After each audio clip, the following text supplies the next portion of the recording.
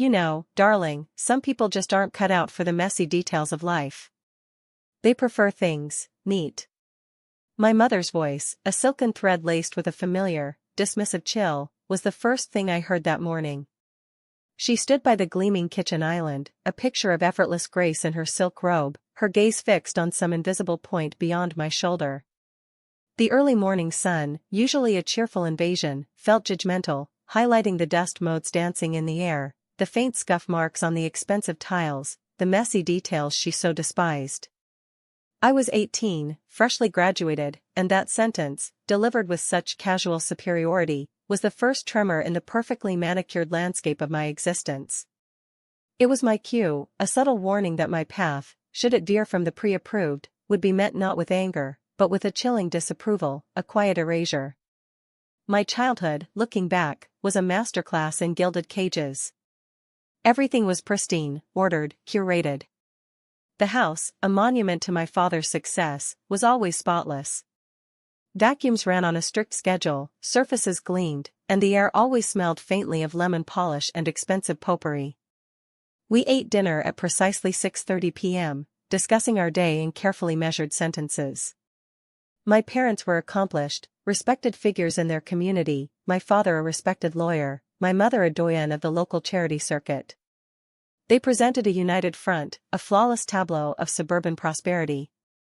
But beneath the polished veneer, a subtle corrosion was at work. I remember, vividly, the summer I turned 12. I'd been desperate for a particular pair of sneakers, a ubiquitous brand that all my friends seemed to possess. I'd saved every penny from my allowance, done extra chores, and presented my accumulated savings, a slightly crumpled wad of bills, to my mother. She'd taken one look, a flicker of something I couldn't quite decipher, annoyance? Contempt? Crossing her features. Really, darling, she'd sighed, carefully placing the money back into my hand. Such a fuss over shoes. Your father and I prefer to handle these matters more discreetly. You'll have something suitable when the time is right. Just trust us. The sneakers never materialized. Instead, a few weeks later, a new pair, a more expensive, generic brand that I actually disliked, appeared in my closet, accompanied by a curt note, a small token. The message was clear: my desires were inconvenient, my efforts beneath notice. My agency was secondary to their convenience. Another memory, from my early teens. I'd discovered a passion for painting, for the visceral act of creating something tangible from pure imagination. I'd spend hours in my room, transforming blank canvases into explosions of color, my hands smudged with acrylics. My parents, however, saw it as a messy, unproductive hobby. My father, during one of his rare intrusions into my sanctum, had peered at my latest work, a vibrant abstract landscape. Interesting, he'd said, his tone devoid of genuine engagement. But perhaps you should focus on something more practical.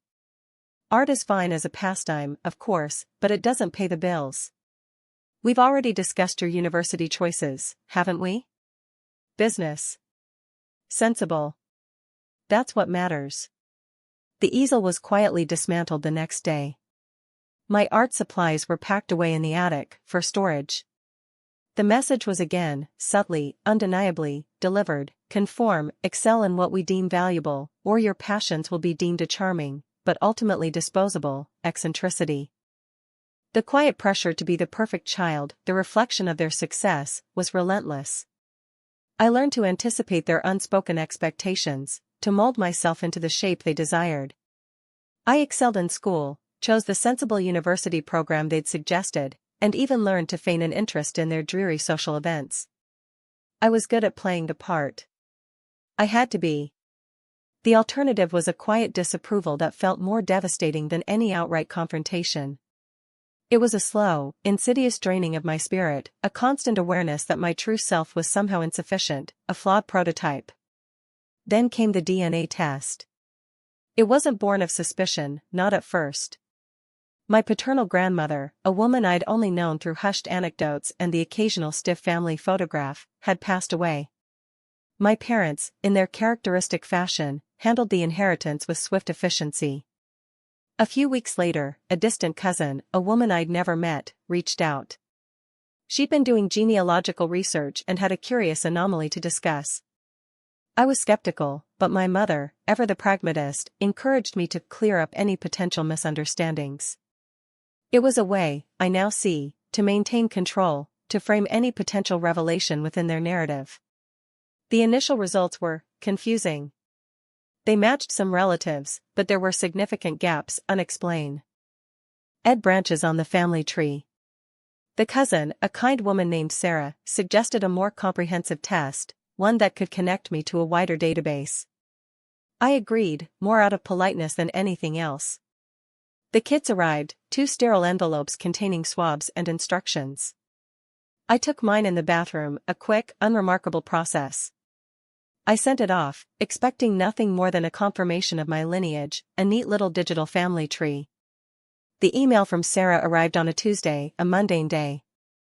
The subject line was simple, regarding your DNA results. I opened it during my lunch break, sitting at my desk, the sterile office air hum of fluorescent lights buzzing around me. Sarah's message was brief, almost clinical, but the implications hit me like a physical blow. She'd found multiple close matches, not just to my father's side, but to an entirely different family. And then, the sentence that stopped my breath, based on the percentages, it appears you are not biologically related to the parents you were raised by. Furthermore, my research suggests a potential maternal connection to a family with a similar surname to yours, also involved in a similar arrangement. My hand started to shake, the phone slipping from my grasp and clattering onto the desk. The office noise receded, replaced by a roaring in my ears. Arrangement. It was the word my mother had used years ago. Messy details. Discreetly. I felt a cold dread creep up my spine, a primal fear I hadn't known I possessed. I rushed home, the drive a blur of red lights and flashing brake lamps. The house was quiet.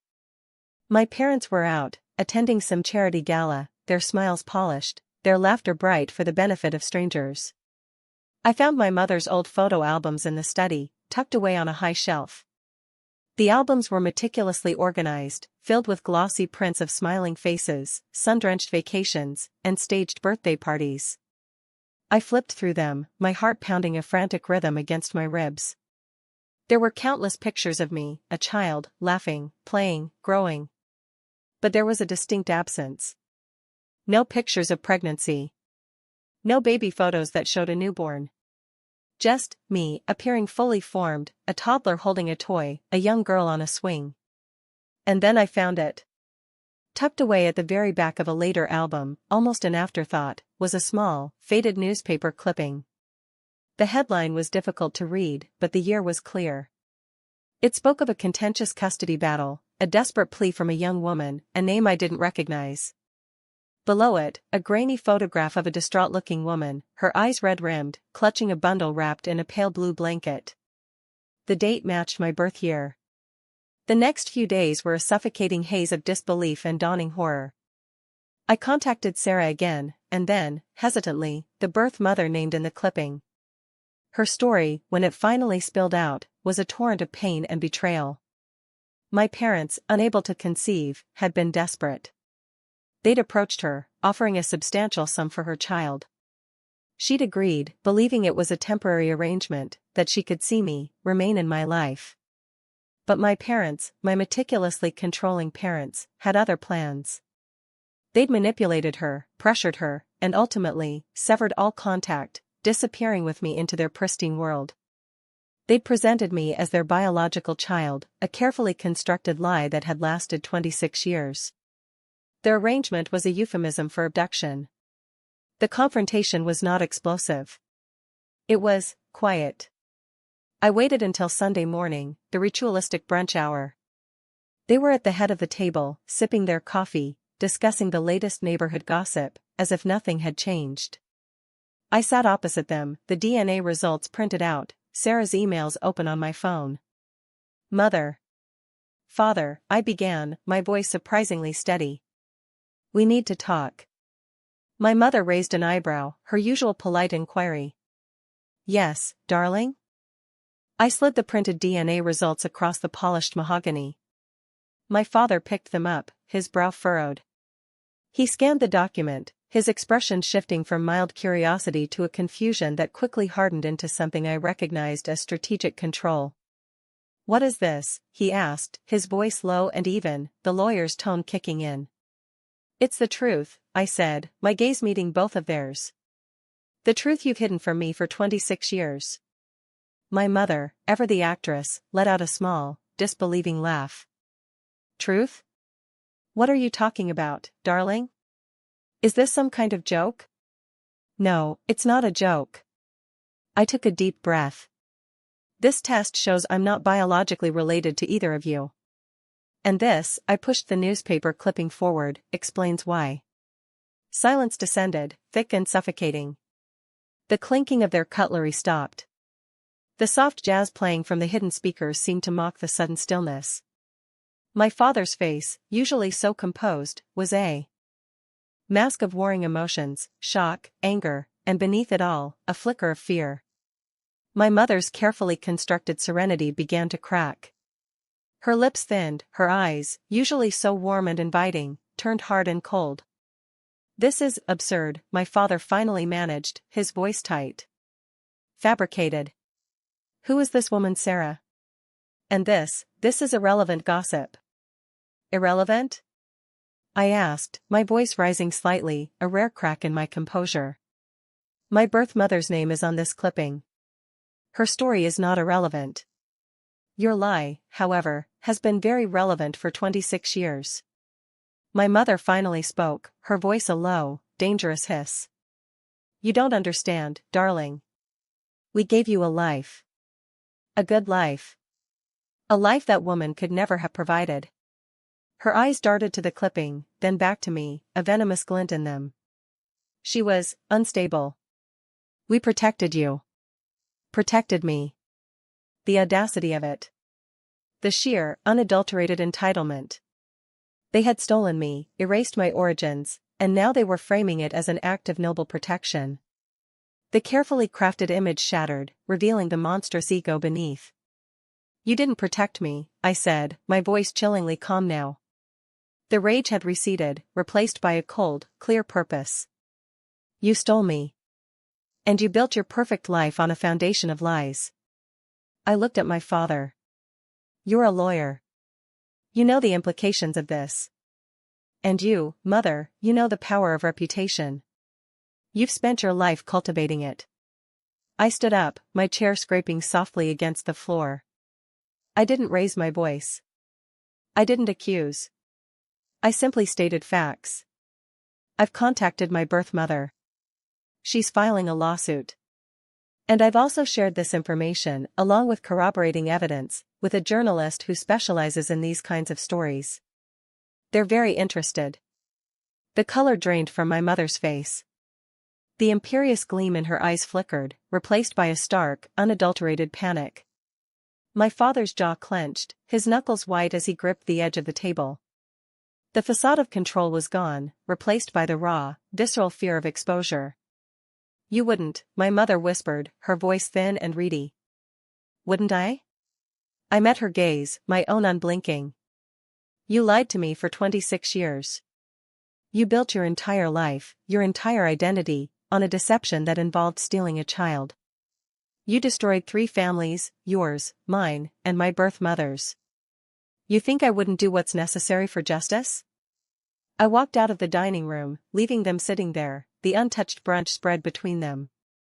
The quiet was absolute. The silence was their judgment. The fallout was swift and brutal. The journalist, true to their word, crafted a devastating exposé. The small, tight-knit community that had so admired my parents erupted. Whispers turned into shouts. The charity doyen and the respected lawyer were suddenly mired in scandal, their carefully cultivated image in tatters. My birth mother, armed with the DNA evidence and the public outcry, pursued her legal case with renewed vigor. The financial implications were dire. Lawsuits, legal fees, and the erosion of their social standing meant the meticulously built empire began to crumble. The texts flooded my phone, frantic pleas from my mother, veiled threats from my father's associates, and desperate calls from extended family members, some accusing me of destroying everything, others, thankfully, offering hesitant support. My father's law firm, already facing internal inquiries due to the scandal, quietly severed ties with him. My mother's charity board initiated a vote of no confidence. They were pariahs in the world they had so carefully curated. I never saw them again. There was no dramatic reconciliation, no tearful apologies. There was only the quiet satisfaction of truth prevailing.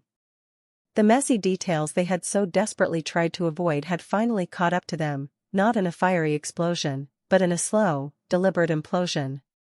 My mother's silks and my father's suits were replaced by the drab anonymity of legal proceedings and hushed gossip.